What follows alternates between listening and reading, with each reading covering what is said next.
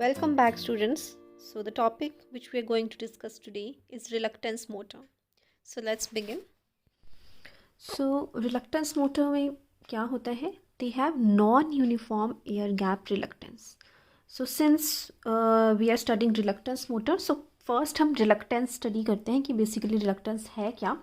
तो reluctance opposition है magnetic flux को. ठीक है, it represents the opposition to magnetic flux. जैसे कि आपके इलेक्ट्रिक सर्किट में रेजिस्टेंस होती है, रेजिस्टेंस रिप्रेजेंट करती है resistance to electrical current. Reluctance same magnetic flux को ऑपोजिशन रिप्रेजेंट करती है. तो हमने लास्ट लेक्चर हिस्टैरिसीस मोटर में स्टडी किए थे different types of materials, diamagnetic, paramagnetic and ferromagnetic. We have discussed that diamagnetic are feebly repelled by a magnet, paramagnetic are feebly attracted and ferromagnetic are very strongly attracted. And we have also studied कि अगर हम एक magnetic field में किसी diamagnetic material को हम रख दें तो मैग्नेटिक लाइंस जो हैं वो उस मटेरियल से पास करने के बजाय एयर से पास करना ज़्यादा प्रेफर करती है. ठीक है, और हमने रिलेटिव परमिएबिलिटी स्टडी की थी जो कि मटेरियल की permeability upon permeability of air की रेशियो होती है. और परमिएबिलिटी क्या चीज़ होती है, ये कितना इजीली फ्लक्स का पाथ को प्रोवाइड करते हैं कोई मटेरियल, उसको हम परमिएबिलिटी कहते हैं. मतलब जो मटेरियल अपने थ्रू फ्लक्स को, मैग्नेटिक फ्लक्स को इजीली पास करवाता है उसकी परमिएबिलिटी हाई होती है. तो डायामैग्नेटिक अपने थ्रू पास नहीं कराता तो उसकी जो परमिएबिलिटी है वो कम है. एयर की जो परमिएबिलिटी है वो ज़्यादा है, एयर में ज़्यादा इजीली पास हो जाएंगी फ्लक्स लाइंस. तो इस वजह से जो रेशियो आती है, क्योंकि एयर की ज़्यादा है, डिनोमिनेटर में ज़्यादा है, तो ये जो रेशियो है लेस देन 1 आती है रिलेटिव परमिएबिलिटी की. सिमिलरली पैरामैग्नेटिक में कोई अगर हम पैरामैग्नेटिक मटेरियल मैग्नेटिक फील्ड में रख दें तो लाइंस जो है वो पैरामैग्नेटिक में ज़्यादा प्रेफर करेंगी, ऑल्दो इतनी ज़्यादा नहीं करेंगी पर कुछ लाइंस वहाँ पे जाना ज़्यादा प्रेफर करेंगी क्योंकि फीबली अट्रैक्टेड भी होता है ये. तो इसकी जो रिलेटिव परमिएबिलिटी है वो थोड़ी सी ग्रेटर देन 1 आती है क्योंकि अब जो मटेरियल की है वो एयर से ज़्यादा होती है. और फेरोमैग्नेटिक मटेरियल बहुत स्ट्रांगली अट्रैक्टेड होता है. तो अगर हमने फेरोमैग्नेटिक मटेरियल अपने यहाँ पे रखा है तो magnetic lines, maximum magnetic lines जो है वो प्रेफर करेंगी फेरोमैग्नेटिक में पास करना. तो इसकी जो रिलेटिव परमिएबिलिटी होती है आप देख सकते हैं अब क्योंकि मटेरियल की परमिएबिलिटी बहुत ज़्यादा है तो एयर के कंपैरिजन में, तो इसकी वैल्यू बहुत ग्रेटर देन 1 आती है.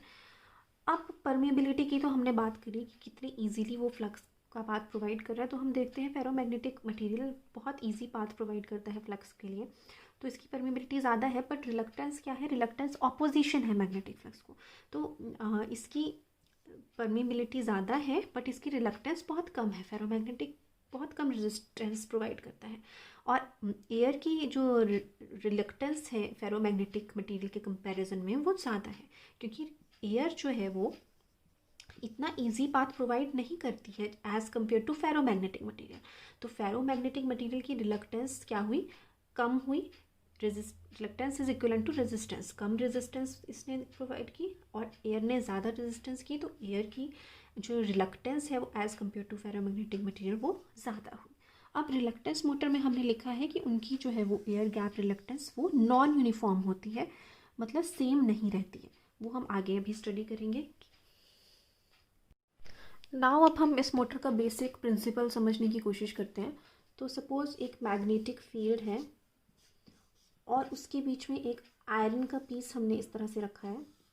ठीक है, आयरन या किसी भी मैग्नेटिक मटेरियल हमने ऑलरेडी डिस्कस किया है लास्ट लेक्चर में कि मैग्नेटिक मटेरियल को ही, फेरोमैग्नेटिक मटेरियल को ही हम मैग्नेटिक मटेरियल कहते हैं. फेरोमैग्नेटिक मटेरियल वो होता है जो अगर हम मैग्नेटिक फील्ड में रख दें तो वो मैग्नेटाइज भी हो जाता है. ठीक है, जैसे आयरन है तो आयरन एक फेरोमैग्नेटिक मटेरियल है, उसी को हम मैग्नेटिक मटेरियल भी कहते हैं क्योंकि अगर हम एक मैग्नेटिक फील्ड में आयरन को रख दें तो उसमें भी पोल्स इंड्यूस हो जाते हैं. ठीक है, ये आप ऑलरेडी जानते हैं.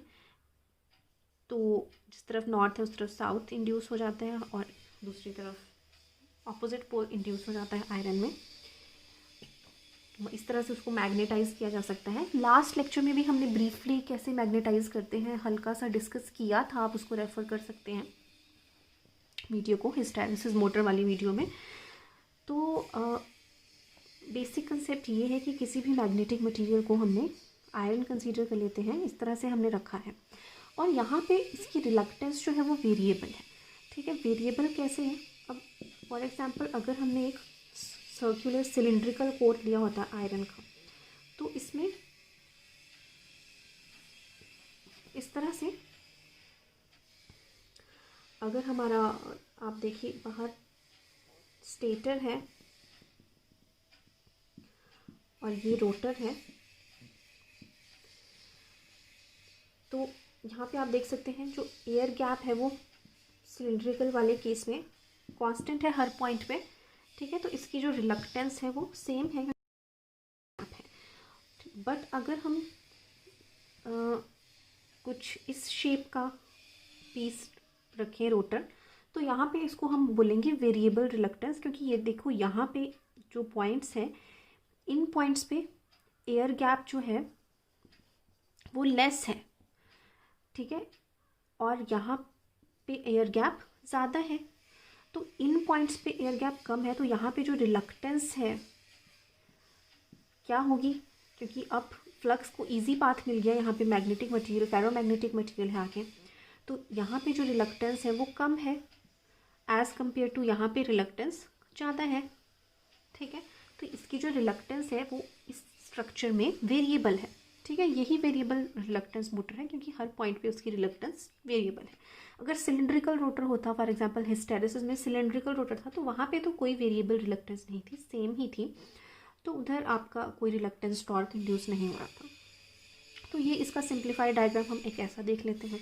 तो एक आयरन पीस, अगर मैं इस तरह से पोल्स के बीच में मैं आयरन पीस को रख देती हूँ, तो आयरन पीस की टेंडेंसी होगी कि मूव करने की। ठीक है, वो हमेशा मिनिमम रिलक्टेंस पोजीशन को ऑक्यूपाई करना चाहेगा। ठीक है, तो इस तरह से अगर मैं आयरन का पीस आप बीच में शाफ्ट पे माउंट कर दें और मैग्नेटिक फील्ड में रख दें, तो आयरन का पीस मूव करके इस पोजीशन में आ जाएगा। ओके, तो मिनिमम रिलक्टेंस वो वाली पोजीशन में आयरन का पीस। सो नाउ अब हम इसकी वर्किंग डिस्कस करते हैं। तो यहाँ पे अगेन मैंने सिंगल फेज सप्लाई दी है और बीच में हमने वेरिएबल रिलक्टेंस का एक रोटर ले रखा है। तो सिंगल फेज सप्लाई को सबसे पहले तो हमें रोटेटिंग बनाना है, तो उसके लिए हम कोई भी टेक्निक यूज़ कर सकते हैं जो हमने सिंगल फेज मोटर में पढ़ी थी। आप वहाँ पे single phase Motors, induction Motors वाली वीडियोस देख सकते हैं प्लेलिस्ट में। तो स्प्लिट फेज वाली टेक्निक भी यूज़ कर सकते हैं, जिसमें हम दो वाइंडिंग्स का यूज़ करते हैं, एक मेन वाइंडिंग और एक ऑक्सिलरी वाइंडिंग। तो एक की इंडक्टेंस ज़्यादा होती है, जिस वजह से दो करंट्स में फेज़ डिफरेंस आ जाता है, और फेज़ डिफरेंस होने की वजह से रोटेटिंग फील्ड प्रोड्यूस हो जाती है। या तो आप शेडेड पोल टाइप का भी यूज़ कर सकते हैं, ये भी मैंने वीडियो बनाई है, शेडेड पोल इंडक्शन मोटर। तो आप इनमें से कोई भी वीडियो देख लीजिए किस तरह से हम रोटेटिंग फील्ड को प्रोड्यूस करवा रहे हैं। तो अब यहाँ पे एक रोटेटिंग मैग्नेटिक फील्ड है और बीच में एक कंडक्टर है। तो जैसा कि आप जानते हैं सिंगल फेज़ इंडक्शन मोटर में या 3 फेज़ इंडक्शन मोटर में जिस तरह से होता है, इसमें ये अपने थ्रू फ्लक्स कटिंग एक्शन को रिड्यूस करना चाहेगा, और इसमें करंट्स ऐसे प्रोड्यूस होंगे कि ये भी उसी डायरेक्शन में रोटेट कर जाता है। आप रेफ़र कर सकते हैं 3 फेज़ इंडक्शन मोटर या सिंगल फेज़ इंडक्शन मोटर का वर्किंग प्रिंसिपल वाली वीडियो। तो यहाँ पे बेसिकली 2 टॉर्क्स लग रहे हैं, एक आपका इंडक्शन इफेक्ट से और एक रिलक्टेंस इफेक्ट से। तो बेसिकली ये स्टार्ट इंडक्शन इफेक्ट की वजह से होगा। जब रोटेटिंग मैग्नेटिक फील्ड प्रोड्यूस होगा तो इसमें फ्लक्स चेंज होगी और इसमें भी करंट्स प्रोड्यूस हो जाएंगे कंडक्टर मटेरियल में, और ये भी अपने थ्रू फ्लक्स कटिंग को रिड्यूस करने के लिए सेम डायरेक्शन में रोटेट कर जाएगी। पर अभी इसकी स्पीड सिंक्रोनस स्पीड के बराबर नहीं होगी। वी नो कि जो रोटेटिंग मैग्नेटिक फील्ड है वो सिंक्रोनस स्पीड से रोटेट कर रही है, बट इंडक्शन मोटर इफेक्ट से जो इसमें करंट्स इंड्यूस होंगे उसकी वजह से इसकी स्पीड हमेशा लेस देन सिंक्रोनस स्पीड रहेगी, तो सिंक्रोनस स्पीड के बराबर नहीं होती। तो अब यहाँ पे रिलक्टेंस टॉर्क भी इफेक्ट में आएगा। रिलक्टेंस टॉर्क क्या कहता है कि अगर कोई आयरन पीस हमने रखा है रोटेट मैग्नेटिक फील्ड में, तो वो अपने आप को मिनिमम रिलक्टेंस पोजीशन में अलाइन करता है। तो अब यहाँ पे क्या हो रहा है, हमने बात की कि मैग्नेटिक फील्ड रोटेट कर रहा है, ठीक है। तो अब ये वाला आयरन पीस जो है वो इसकी मिनिमम रिलक्टेंस पोजीशन कहाँ पे होगी, जब ये जहाँ पे ये पोल्स हैं उसके बिल्कुल साथ में होगा। तो अभी ये अपनी रिलक्टेंस पोल्स क्योंकि रोटेट कर रहे हैं, तो जब पोल्स ऐसे आएंगे, सपोज इस तरह से रोटेट करिए मैग्नेटिक फील्ड, तो रिलक्टेंस टॉर्क इस पे लगेगा आयरन पीस पे, और ये जो है ये अपने आप को इस तरह से इसके पैरेलल अलाइन कर लेगा इस पोजीशन में। और इस पोजीशन में जब ये पहुंच जाता है तो ये वाली सिचुएशन आ जाती है। अब ये आयरन पीस मैग्नेटिकली लॉक हो जाता है एक तरह से, ठीक है, क्योंकि ये भी एक तरह से मैग्नेटाइज हो चुका है। तो बेसिकली सपोज ये रोटेटिंग मैग्नेटिक फील्ड है और इस तरह से ये रोटेट कर रही है, और यहाँ पे ये हमने कंडक्टर रखा है और ये मैग्नेटिक मटेरियल का है, सपोज आयरन का है।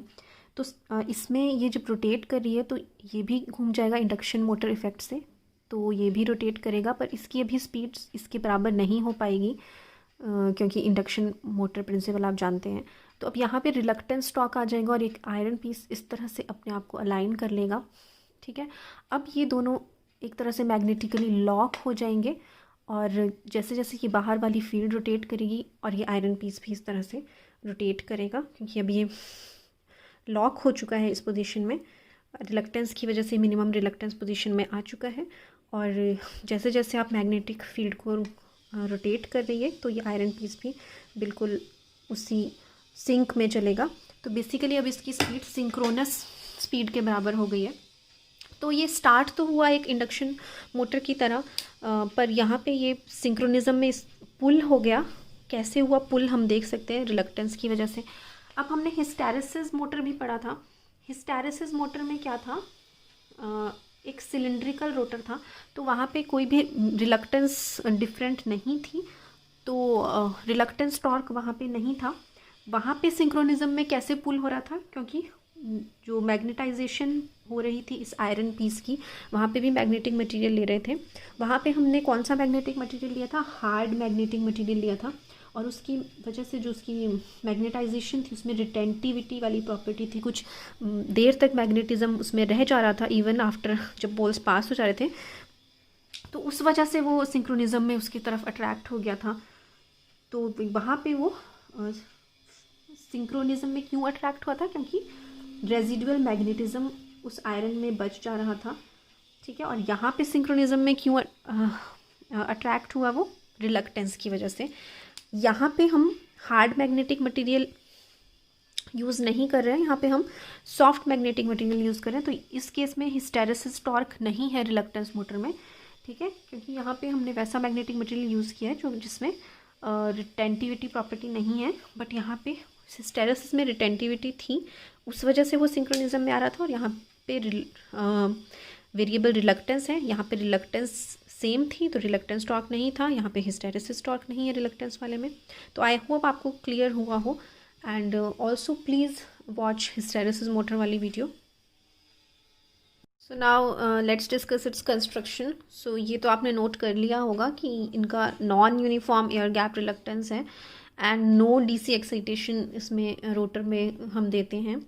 अब स्टेटर की बात करते हैं, तो रिलक्टेंस मोटर आपका 3 फेज़ भी हो सकता है, सिंगल फेज़ भी हो सकता है। अगर 3 फेज़ है तो वहाँ पे ऑटोमेटिकली 3 फेज़ आपकी रोटेटिंग होती है, आप जानते हैं।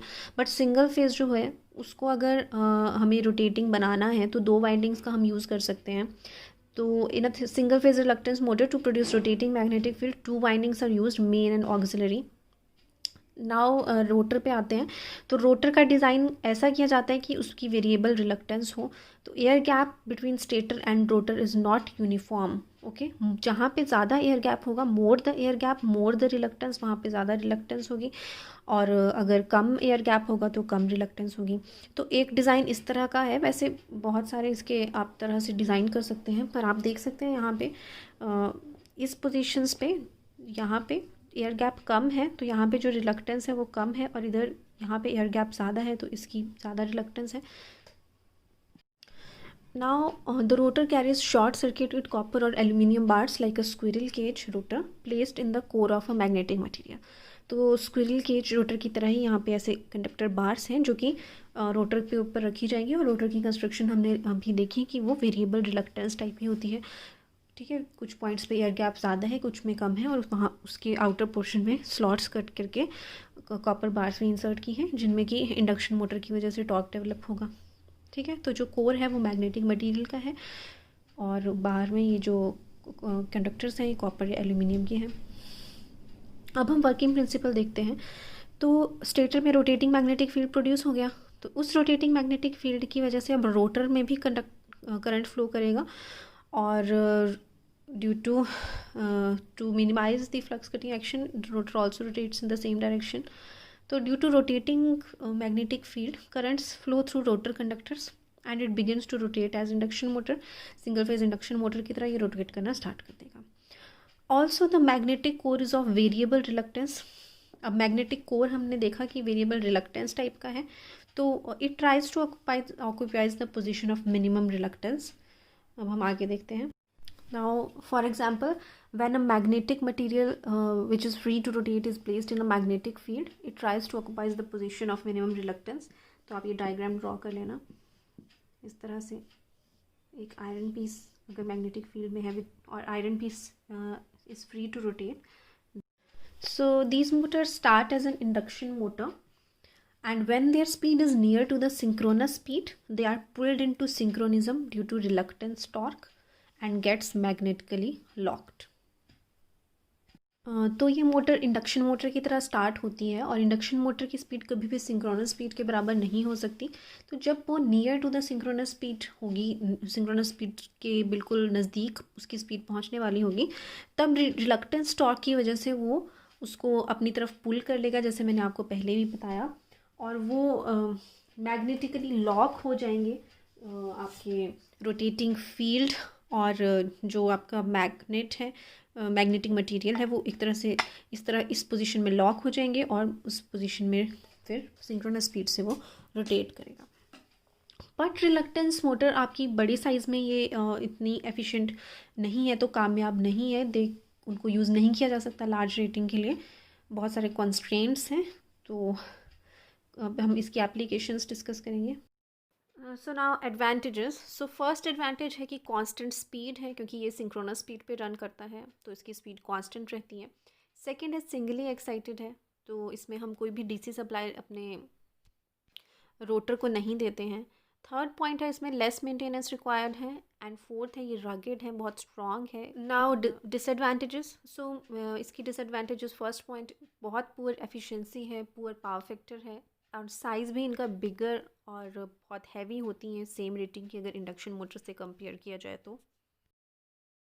सो applications, they are used in recording instruments, timing devices, control equipments and automatic regulators. So that's it. So hope you have understood today's lecture. Thank you.